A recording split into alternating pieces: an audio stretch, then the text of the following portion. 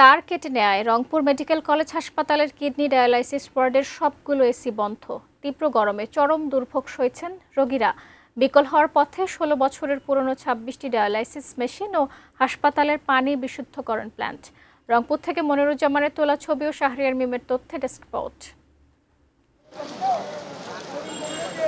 রংপুর বিভাগের ৮ জেলার কিডনি রোগীদের একমাত্র ভরসা রংপুর মেডিকেল কলেজ হাসপাতালের ডায়ালাইসিস ইউনিট।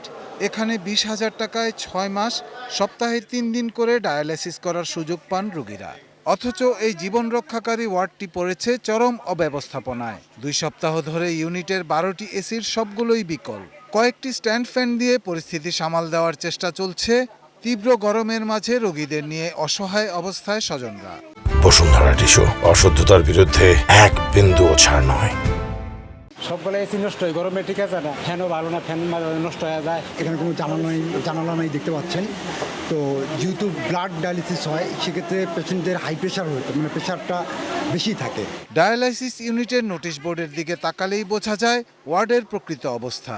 ২০১০ সালে যাত্রা শুরু করা এই ওয়ার্ডের ৩৯টি মেশিনের ১৩টি আগে থেকেই নষ্ট। বাকি ২৬টির মধ্যে বর্তমানে ৩টি অকেজো। ১৬ বছরের পুরনো বাকি ২৩টি মেশিনও বিকল হওয়ার পথে। হাসপাতালের কর্মীরা কেউ কেউ বলছেন ঈদুল আজহার ছুটিতে চোরচক্র এসির তার কেটে নিয়েছে। পানি বিশুদ্ধকরণ প্ল্যান্টটিও বিকল হওয়ার উপক্রম। এসি ছাড়া চলেই না, আমরা বহুবার দরখাস্ত দেওয়া হয়ে গেছে। অনেক বয়স হওয়ার কারণেই এই মেশিনগুলো ২-১ দিন পর একটা করে ২-৪টে সমস্যা লাগেই থাকে। প্রতিদিন যেখানে ৭২ জন রোগীর ডায়ালাইসিস চলে, সেখানে এমন চরম অব্যবস্থাপনার ঝুঁকির কথা কর্মকর্তা ও নার্সরা স্বীকার করলেও তা মানতে নারাজ হাসপাতাল কর্তৃপক্ষ। এসি চলতেছে, তবে কিছু কিছু এসি নষ্ট থাকার কারণে একটু ঠান্ডাটা কম হচ্ছে, সেটা আমরা ঠিক করে ফেলবো ইনশাল্লাহ।